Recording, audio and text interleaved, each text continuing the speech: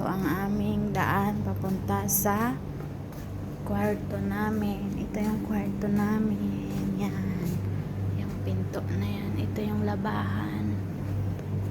Ito ang likod ng aming bahay. Yan.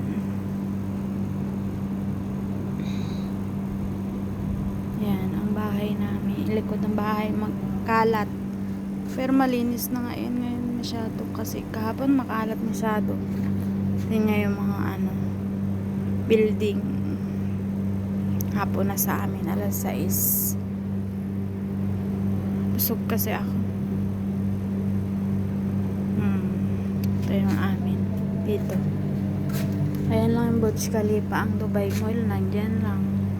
Ang paligid namin ay puro building. Puro building yan, guys.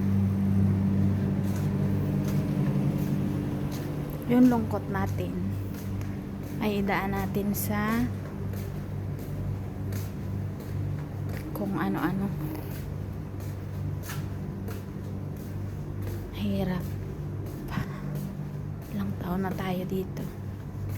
Sanay na. Sabihin natin sanay na. Pero lungkot pa rin. Ayan.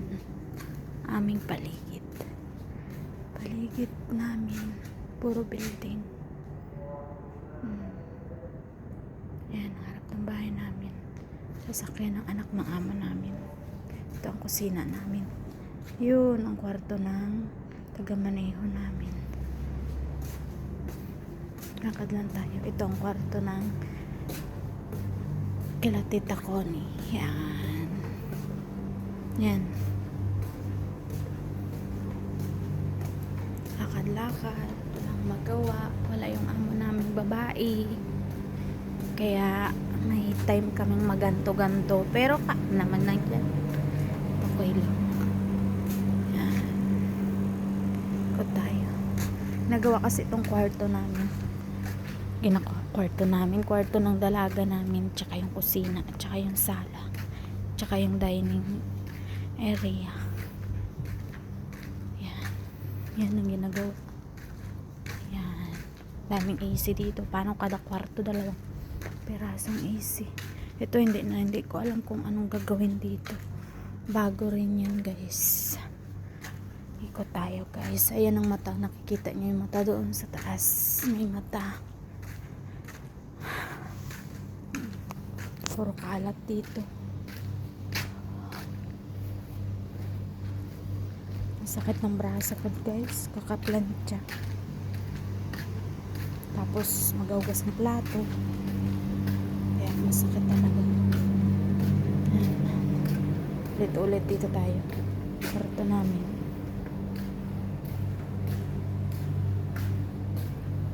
Nalulungkot na naman ako kaya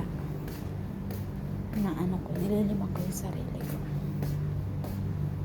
Ipapas ko na naman kasi kaya ramdam mo yung hangin ng kalungkutan.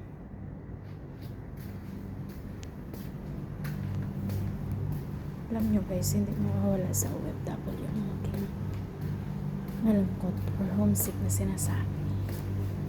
Kahit ba araw-araw kayo may kausap, talagang pag mag-isa kayo, talagang tutulog yung luha nyo. Tuloy ako.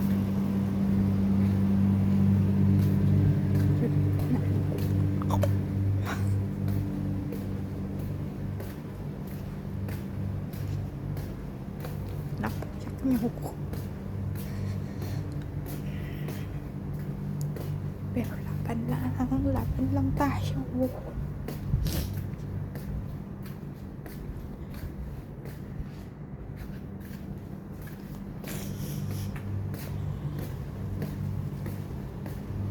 Basta kasi pag-isa kayo, lalo na sa gabi, mararamdaman niyo yung lungkot.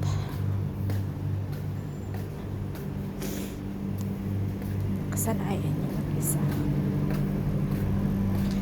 Kahit sanay kayo mag-isa, malulungkot at malulungkot kayo.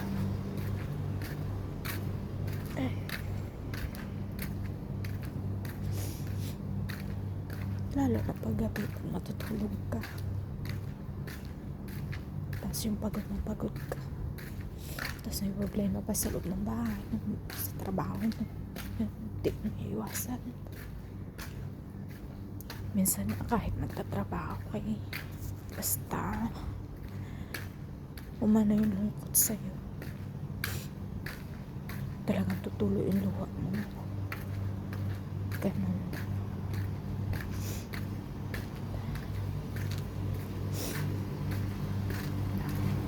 Thank you. Pasok na. Naka 10 minutes na rin akong lakad.